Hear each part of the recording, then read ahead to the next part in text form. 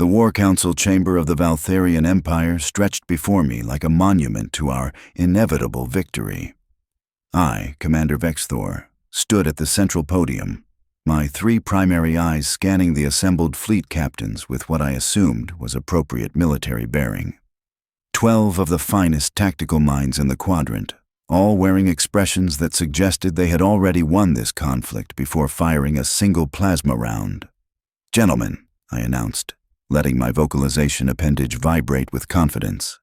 The human defensive position on Kepler 442b represents nothing more than a minor obstacle. Intelligence reports indicate their garrison consists of approximately 200 soldiers, standard projectile weapons, and primitive chemical explosives. Our force of 6,000 elite warriors will sweep through their lines like solar wind through empty space. Captain Thalrix, a veteran of 17 conquest campaigns, raised one of his sensory stalks. "Commander, the reports also mention something unusual. The humans have brought children to the battlefield." The chamber erupted in what passed for laughter among our species, a series of clicking sounds and membrane vibrations that would have sounded deeply unsettling to most carbon-based life forms. "Children," I repeated, allowing myself a moment of genuine amusement. Yes, the intelligence is correct. Apparently, human military doctrine now includes bringing their offspring to defensive positions. Perhaps they hope to inspire sympathy, though I cannot fathom why they would believe such a tactic would function against a species that reproduces through spore distribution. The laughter intensified. I had them exactly where I wanted them. Confident, dismissive, ready to execute a simple ground assault without overthinking the tactical complexities. "Sir," interrupted Lieutenant Kavsin, one of the younger officers who had not yet learned when to remain silent during strategic briefings, "what purpose could human juveniles possibly serve in a military context?" I tapped my secondary appendages against the holographic display, bringing up surveillance footage of the human base. Thermal signatures showed the expected patterns. Armed adults at defensive positions, supply depots, communication arrays, and, curiously, a small figure moving between the fortifications with what appeared to be a 4-legged creature. "According to our xenopsychology team," I explained, my tone dripping with condescension, "humans form emotional attachments to both their young and to various domesticated animals. The presence of a child and her pet is likely intended as a morale tool for their soldiers, a reminder of what they believe they are defending." I paused for effect. It will make their defeat all the more psychologically devastating. What I did not mention, because I had dismissed it as irrelevant, was the brief notation in the intelligence file that had caught my attention for precisely 3 seconds before I deleted it from my mental priorities. The note had read, "Child, approximately 7 standard years, accompanied by kinid designated honey badger, according to intercepted communications. Behavioral analysis inconclusive." The tactical briefing continued for another 2 hours. We discussed approach vectors, orbital bombardment patterns, the optimal time to deploy our ground forces, and the expected casualties, which I had calculated at approximately 37 of our soldiers, mostly from accidental friendly fire. The humans, by all reasonable military analysis, possessed no chance of survival. "The assault begins at dawn," I concluded, dismissing the assembled officers. "Prepare your battalions. This will be concluded before the midday solar peak."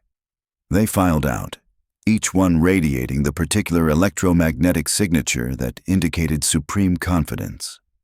I allowed myself a moment of satisfaction. My promotion to High Commander would surely follow this victory. Perhaps they would even name a planetary system after me. If only I had paid more attention to that deleted intelligence note. If only I'd questioned why the human communications kept referencing something called a honey badger, with a mixture of what our translators identified as affection and terror. If only I had understood that humans, those bizarre primates with their paradoxical emotional responses, sometimes name things in ways that bore absolutely no relationship to their actual nature. But I did not know these things. Not yet. The invasion force descended on Kepler 442b as the primary star crested the horizon, painting the rocky terrain in shades of amber and crimson. 6 landing craft, each carrying 1,000 warriors, touched down in perfect formation exactly 4 kilometers from the human defensive perimeter. The maneuver had been practiced 17 times in simulation. Every soldier knew their role, their position, their exact firing sequence. I watched from the command ship in low orbit, surrounded by holographic displays that showed real-time battlefield telemetry. The humans had detected our approach, naturally. Their sensor technology, while primitive, was not entirely incompetent. I watched thermal signatures scramble into defensive positions, small figures moving behind hastily constructed barriers. "All units, advance," I commanded, and the beautiful precision of military coordination unfolded before me. 6,000 soldiers began their march across the open terrain. The landscape offered minimal cover, which suited our tactical doctrine perfectly. Valtherian warriors excelled in direct confrontation, our exoskeletons capable of withstanding most conventional weapons fire, our own plasma rifles able to reduce organic matter to its constituent molecules, at ranges exceeding 800 meters. The first human defensive position opened fire when my forces reached the 3-kilometer mark. Projectile weapons, exactly as predicted. I watched the ballistic trajectories on my displays, noting with satisfaction that the majority of rounds failed to penetrate our soldiers' armor. Those that did caused only minor casualties. 3 warriors down, 13 injured but still combat capable. "Maintain advance," I ordered.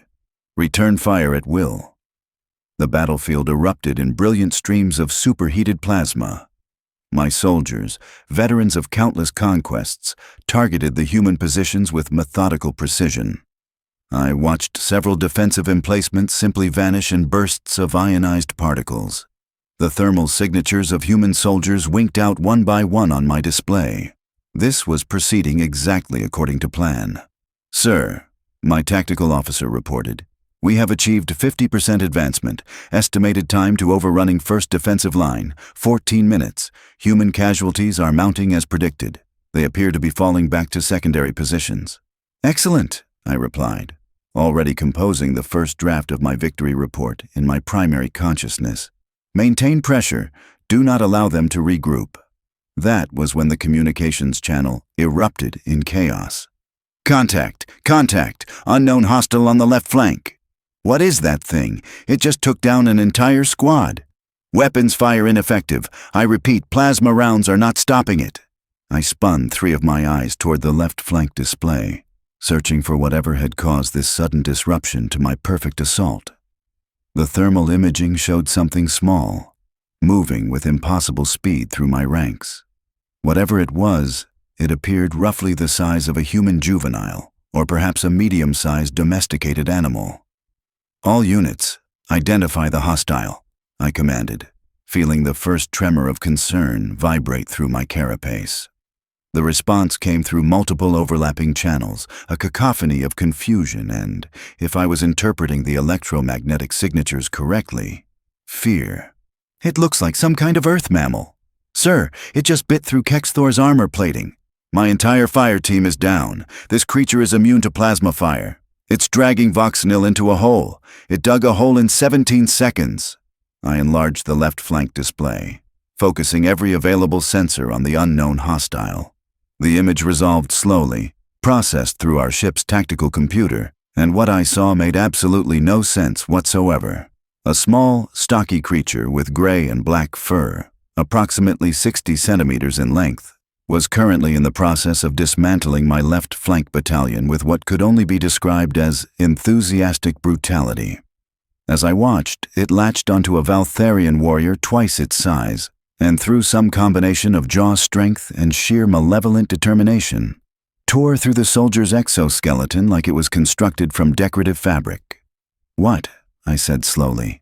"Is that?" My xenobiology officer, a specialist named Trelnix, who had been monitoring the assault with apparent boredom until approximately 45 seconds ago, pulled up a database entry. Her vocalization appendage trembled as she read, Earth species, Mellivora capensis. Common designation, honey badger, native to African and Asian continents. Notable for aggressive territorial behavior, resistance to various toxins including snake venom, thick skin resistant to penetration, and, quote, an apparent complete disregard for its own safety or the physical laws that should logically constrain a creature of its size. That, I said, watching the creature somehow flip a fully armored Valtherian warrior onto his back and begin gnawing on the weak points in his neck plating, is a honey badger? Affirmative, sir. And why? I continued, my voice rising to frequencies that caused several bridge officers to flinch. Is a honey badger currently destroying my left flank? Before Trelnix could answer, the communications channels erupted again. It is inside our formation. How did it get behind us? Squad 7 is combat ineffective. It went for the eyes, all of their eyes. I need backup. It dug under our position and collapsed the entire defensive line. I watched in growing horror as the tactical display updated. The small red icon representing the honey badger was not simply attacking randomly. No, it was moving with purpose, targeting command elements, disrupting communication nodes, creating chaos in a pattern that suggested either incredible intelligence or incredibly fortuitous coincidence. All units, concentrate fire on the hostile creature, I commanded. Full plasma saturation, maximum power. What followed could only be described as a magnificent waste of military ordnance. 17 soldiers focused their plasma rifles on a single point where the honey badger had been approximately 2 seconds earlier. The resulting explosion created a crater 7 meters in diameter and accomplished absolutely nothing except alerting the creature to where my soldiers were positioned. The honey badger emerged from a tunnel, one that it had apparently excavated in the time it took my soldiers to aim their weapons, and proceeded to attack from an entirely different angle. I watched a Valtherian captain, a veteran of 9 successful campaigns, attempt to fight the creature in close combat. The engagement lasted 4 seconds. The captain survived, technically, but would require extensive medical reconstruction and psychological counseling. Sir, my tactical officer said, his vocalization appendage barely functioning, the left flank is collapsing. We have lost nearly 300 soldiers in 6 minutes. The creature appears to be... Sir, it is using our own casualties as obstacles. It is building barriers from the bodies. I could not speak.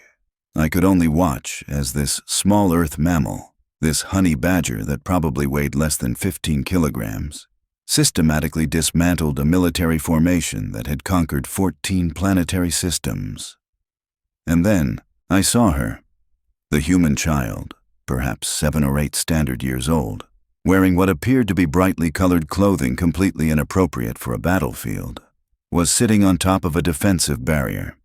She was eating something, some kind of packaged food product, watching the carnage with an expression of casual interest. One of my soldiers, fleeing from the honey badger with what little remained of his dignity, ran past her position. The child did not move. She simply raised one small hand and pointed in a different direction. The soldier, either through sheer panic or perhaps recognizing that even a human juvenile possessed more tactical awareness than he currently did, changed course. The honey badger, which had been pursuing him, stopped. It sat down, looked at the child, and made a noise that our translators could not properly categorize but which seemed to indicate satisfaction. The child tossed something toward the creature. It caught the object, consumed it in a single bite, and then returned to systematically destroying my invasion force. Sir, my second-in-command said quietly, I believe the honey badger belongs to the human child. Yes, I replied, watching my tactical situation deteriorate in real time. I had reached that conclusion myself. Sir, if the child can control the creature, perhaps we should consider alternative strategies. I rotated all 3 of my primary eyes toward him. Are you suggesting, Lieutenant, that we negotiate with a human juvenile over the behavior of her pet? Sir, I am suggesting that we currently have 473 casualties. The left and center flanks are combat ineffective, and that small mammal has shown no signs of fatigue, injury, or rational self-preservation. Our ground assault has failed. Failed. The word hung in the air like a toxic gas. Initiate tactical withdrawal, I said, each word causing me physical pain. Fall back to the landing craft. Prepare for orbital bombardment. The retreat, if it could be called that, was chaos incarnate. My soldiers, trained warriors who had faced plasma fire and explosive munitions without flinching, ran from a creature that could have fit in a standard cargo container. The honey badger pursued them with methodical efficiency. Not killing, I noticed, but incapacitating. Targeting joints, sensory organs, communication equipment. The human child remained on her barrier, still eating her packaged food, occasionally calling out something in her native language that caused the honey badger to adjust its tactics. By the time my forces reached the landing craft, I had lost over 600 soldiers, with another 400 too injured to continue combat operations. Not a single human defender had been killed in the retreat. The honey badger had herded my forces like domesticated livestock, pushing them away from the defensive positions, creating corridors of movement that just happened to be covered by human weapons fire. As the last landing craft lifted off, I saw the child wave.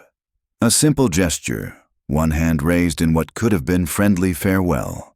The honey badger sat beside her, and I swear by every spawning pool in the Valtherian Empire, the creature looked directly at my command ship and made a gesture with its paw that I chose to interpret as a warning. "Sir," my tactical officer said, "shall I begin targeting solutions for orbital bombardment?" I looked at the displays, at the human defensive positions that remained intact, at the child and her impossible pet, at the complete disintegration of everything I thought I understood about military tactics. "No," I said quietly. "Open a communication channel to the human commander. I believe we need to discuss terms." In the command ship's silence, broken only by the hum of life support systems and the quiet sobbing of shell-shocked soldiers in the medical bay, I finally understood. The humans had not brought a child to the battlefield as a morale tool or a sympathy tactic. They had brought a weapon, and they had named it Honey Badger. The communication channel crackled to life after approximately 90 seconds of the most uncomfortable silence I had ever experienced in my military career.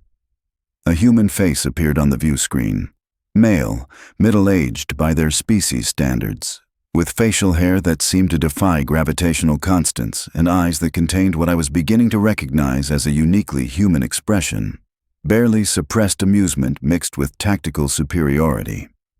"This is Colonel Marcus Dalton of the Earth Defense Corps," the human said, his vocalization patterns suggesting complete calm, despite having just witnessed his forces nearly get overrun before a small mammal turned the tide. "I assume you are calling to surrender." The word hit me like a plasma bolt to my primary consciousness. Surrender. The Valtherian Empire did not surrender. We had conquered 42 star systems over 3 centuries without ever once admitting defeat. "I am Commander Vex'thor of the Valtherian Expeditionary Fleet," I replied, forcing my vocalization appendage to maintain steady frequencies. "I am calling to propose a temporary cessation of hostilities while we discuss the parameters of your defensive capabilities." Translation: I needed to understand what in the name of all spawning pools had just happened to my invasion force. Colonel Dalton smiled, an expression that involved pulling back lips to expose teeth, which among humans apparently indicated friendliness rather than an imminent threat display. "You want to know about Emma and Sergeant Peanut Butter, don't you?" "I want to know," I said slowly, "how a creature that masses less than 20 kilograms defeated 6,000 trained soldiers equipped with advanced plasma weaponry." "Well, Commander, that is a fascinating question with a somewhat complicated answer. Would you like the short version or the comprehensive tactical breakdown?"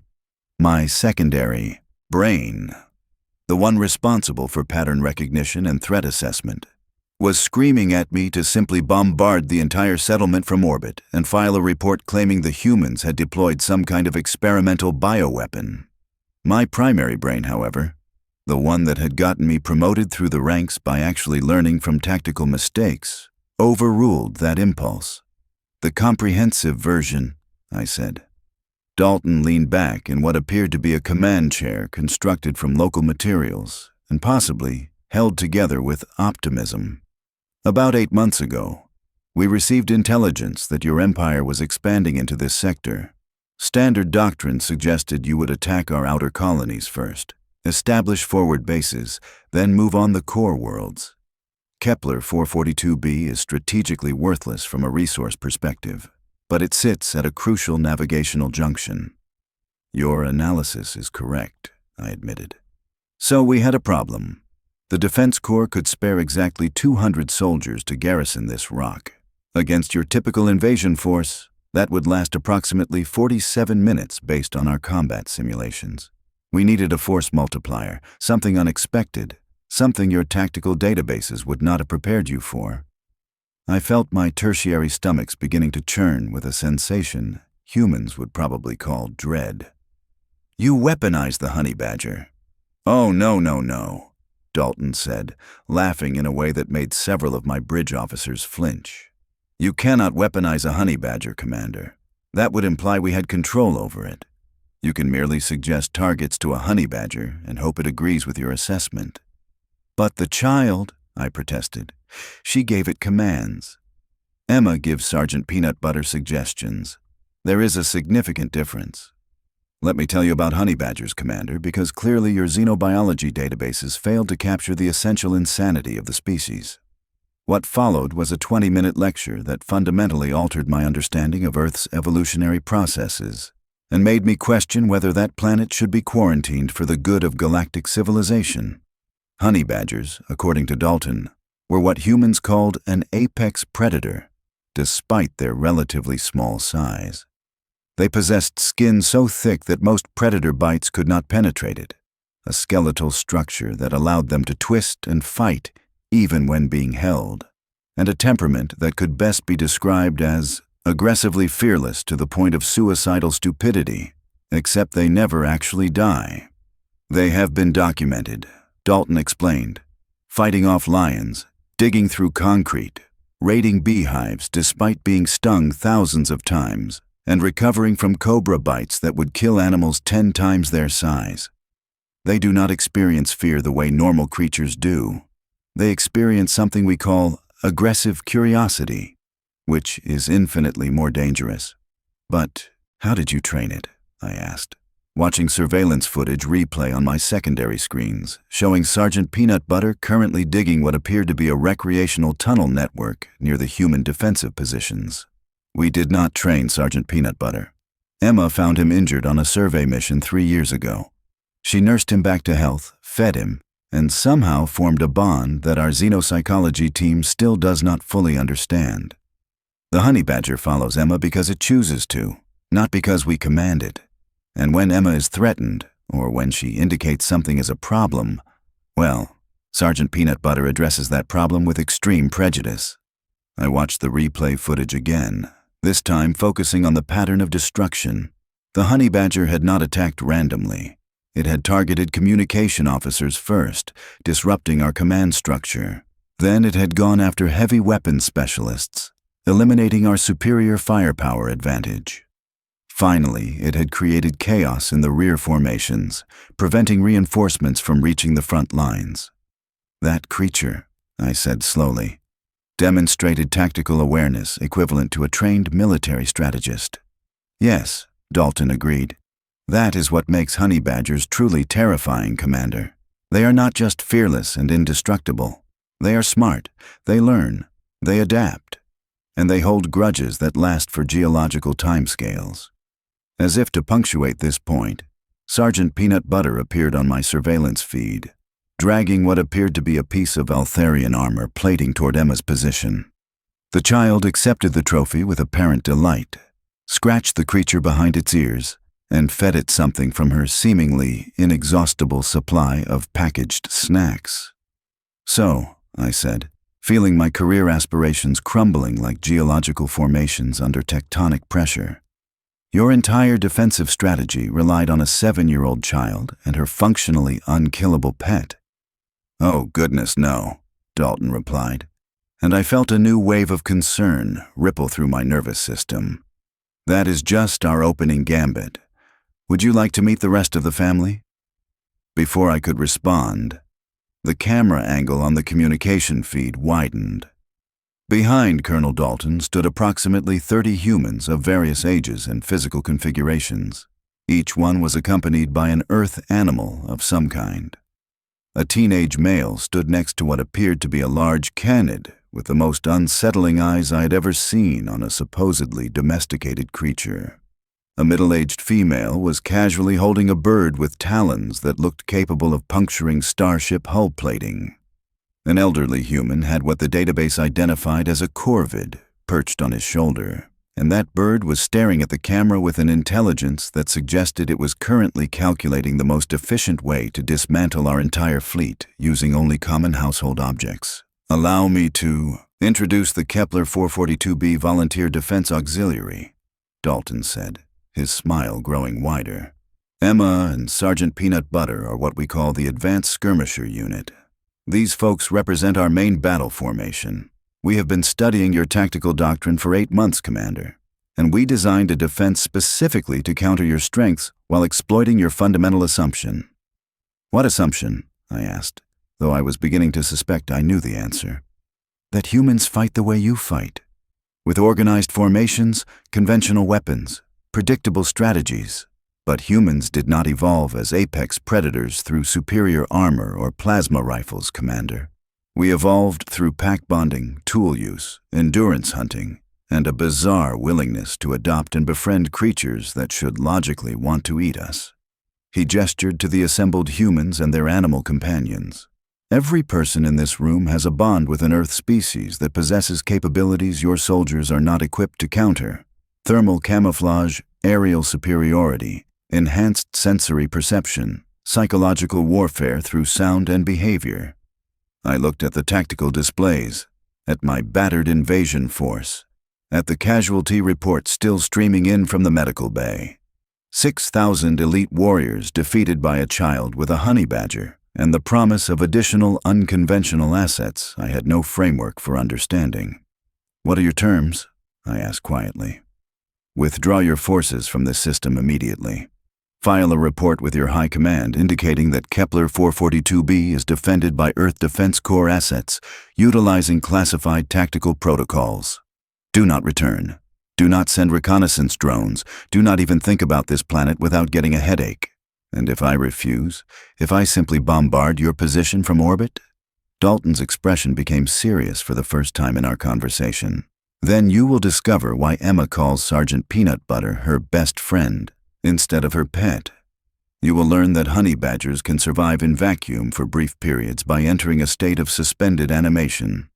You will find out what happens when a creature with no fear and a personal grudge decides to board a starship through hull breaches created by your own bombardment. And Commander, I promise you, that is an educational experience your crew will not survive. I believed him. Not because the threat was logical or even particularly plausible from a xenobiological standpoint, but because I had watched a 20-kilogram mammal dismantle a military formation through sheer aggressive determination. If humans claimed their animals could survive in space through force of will alone, I was not prepared to test that hypothesis. We are withdrawing, I announced, sending the command codes to all remaining vessels in the fleet. Consider this system under your protection. Wise choice, Commander. Safe travels back to Valtherian space. Dalton paused, then added with obvious enjoyment. Oh, and Commander, you might want to update your xenobiology databases. Earth has several thousand species with unique defensive capabilities. Honey badgers are not even in the top 10 most dangerous animals on our planet. Consider that before your empire decides to visit our core worlds. The communication channel closed, leaving me alone with my thoughts and approximately 1,200 confused, injured, and psychologically traumatized soldiers who would need to explain to the High Command how we were defeated by a human child and her pet. 3 hours later, as my fleet prepared for the jump back to Valtherian territory. My tactical officer approached with a datapad containing preliminary casualty reports and combat analysis. "Sir," he said quietly, "I have completed the after-action review. Total casualties: 617 dead, 492 wounded, 308 suffering from what our medical staff is calling acute psychological trauma induced by impossible predator encounters.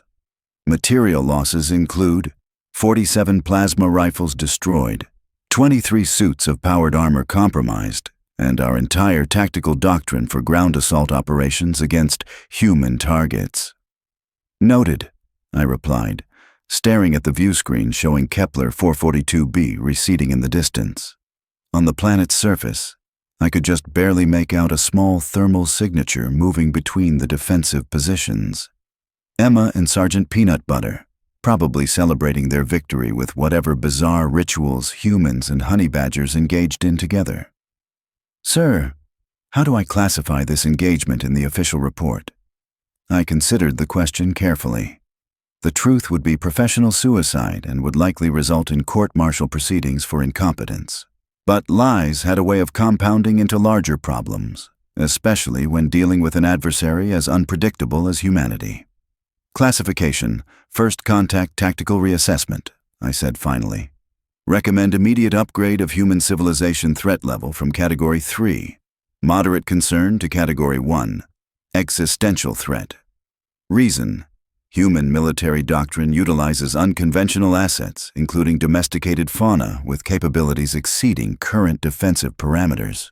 Ground assault operations against human positions are contraindicated pending development of appropriate countermeasures."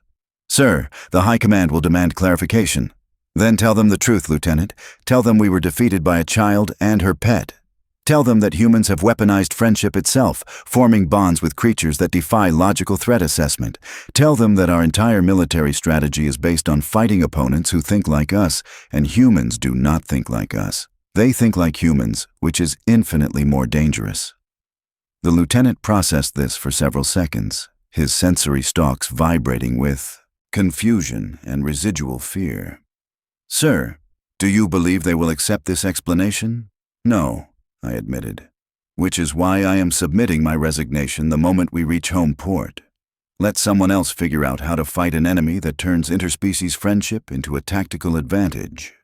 Let someone else explain why our advanced civilization was beaten by a mammal whose primary survival strategy appears to be aggressive stubbornness combined with a complete disregard for mortality." As my fleet jumped to hyperspace, leaving the Kepler 442b system behind, I allowed myself one final look at the surveillance footage. Emma was teaching Sergeant Peanut Butter some kind of game involving thrown objects and rapid retrieval. The honey badger was playing along with obvious enjoyment, occasionally stopping to investigate interesting rocks or dig experimental tunnels. It looked harmless, adorable even by certain aesthetic standards. But I knew better now. I had learned what every military commander throughout galactic history eventually discovered when facing humanity. They were not like other species. They did not conquer through superior technology or overwhelming force. They conquered through adaptation, innovation, and an absolutely baffling ability to make friends with creatures that should logically be trying to kill them. The Valtherian Empire would not make the mistake of underestimating humans again. We would update our databases, revise our tactical doctrines, and approach any future encounters with appropriate caution and respect. And we would never, ever ask what a human child could do in a military situation.